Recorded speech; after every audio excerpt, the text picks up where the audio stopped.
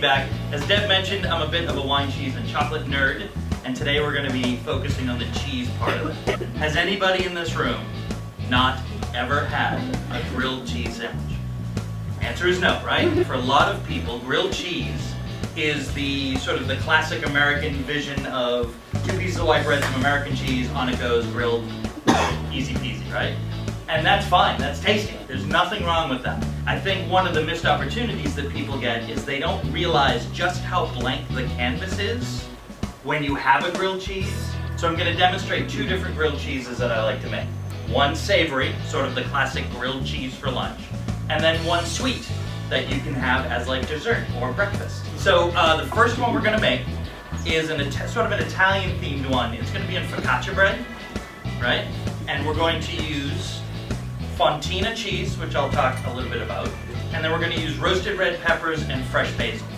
So it's almost like a caprese-ish sort of lineup, but it's going to be grilled instead. There's really no wrong way to do it. There are better techniques than others, but there's no wrong way. Like, pick bread, pick cheese, melt, eat. It's pretty straightforward. On both surfaces, we're going to add a layer of fat. One, it toasts the bread a little bit more, makes it a little more golden brown. It infuses more flavor, but it also helps get the heat into the bread more quickly. And then again, this is like a blank canvas at this point, so you can kind of do whatever you want with it. You could use pesto if you wanted. You could use salsa if you wanted. You can sort of take it in any direction that you want.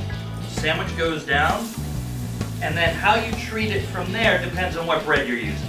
Because we're using a bread that has a lot of body to it, that equals longer cooking time.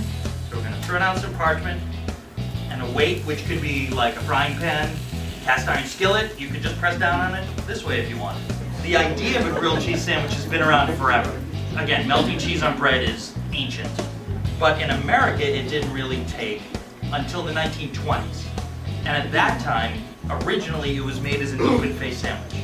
So you'd have some bread, you put some cheese on it, and like broil it. And it became really, really popular during the World Wars because it was a super easy way to have something that was hot and relatively good for you, and a very low sort of stress way to make it. So another one that I had made that did well in a competition is I took brioche, which is sort of a sweet bread, and then I like to use a combination of cheese, chocolate sauce, whatever you like, and you just do this. The second sandwich is technically not called a grilled cheese.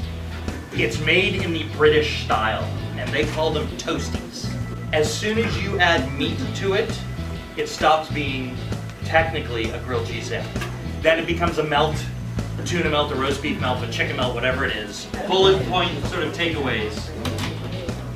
Get creative. Medium to medium low heat, you saw why.